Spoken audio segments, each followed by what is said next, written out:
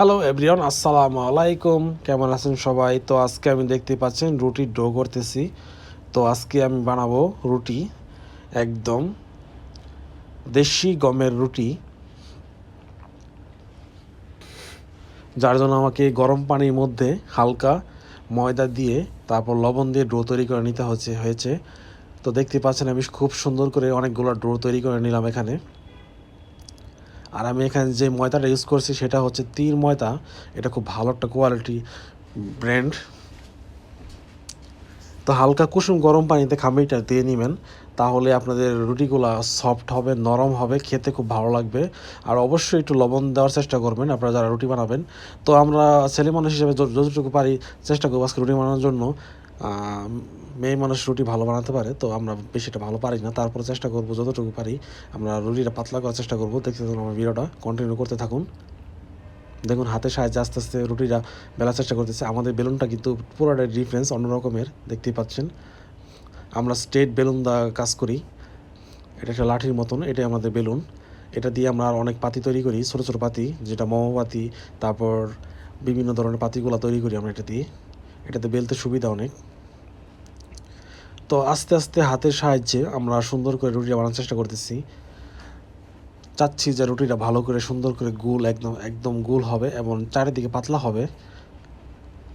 অনেকে রুটি বেলে দেখা যায় যে চারদিকে মোটা থাকে, মাঝখানে চিকন থাকে। তো আমরা দেখুন চেষ্টা করতেছি এইভাবে বেলার জন্য যেন চারদিকে একদম চিকন পাতলা থাকে।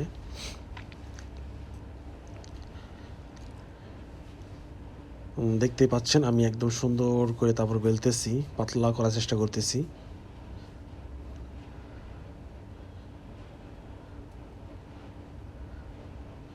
আস্তে আস্তে সুন্দর করে একদম পাতলা করতেছি রুটিটা।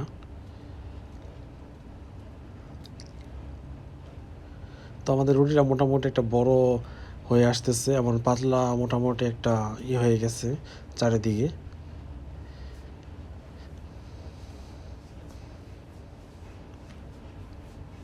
এই দেখুন,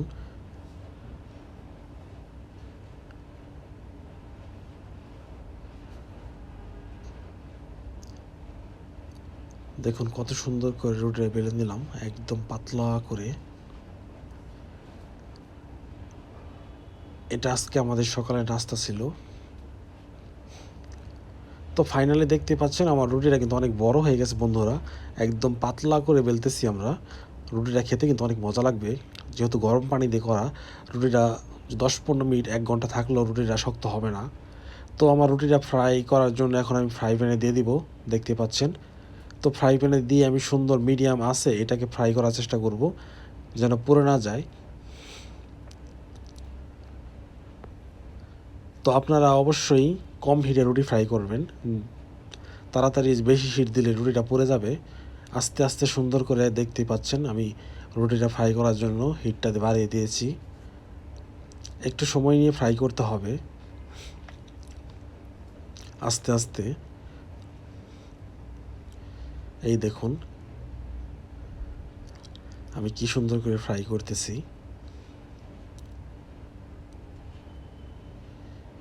তো ফাইনালি বন্ধুরা দেখতে পাচ্ছেন আমার রুটিটা মোটামুটি ফ্রাই হয়ে আসতেছে, একটা কালার চলে আসছে, কি সুন্দর একটা ব্রাউন কালার।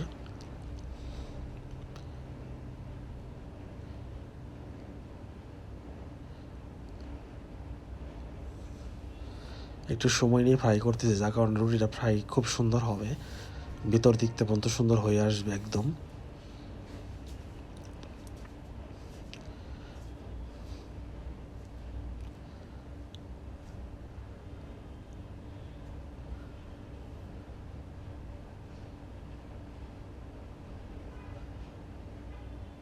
এই দেখুন বন্ধুরা আমার রুটিটা মোটামুটি কিন্তু একদম ফ্রাই হয়ে আসতেছে। তো আমার ভিডিওটা ভালো লাগলে অবশ্যই বন্ধুরা লাইক কমেন্ট শেয়ার করে দিবেন। আমরা ছেলে মানুষ হিসেবে যতটুকু পেরেছি সুন্দর করে একদম পাতলা করে রুটি ফ্রাই করার চেষ্টা করেছি। আপনার রুটিটা তখনই সার্থক হবে যখন আপনার রুটিটা সুন্দর ফুলবে। তো ফাইনালি বন্ধুরা আমার রুটিটা ফ্রাই হয়ে গেছে। সবাই ভালো থাকবেন, সবাইকে অসংখ্য ধন্যবাদ।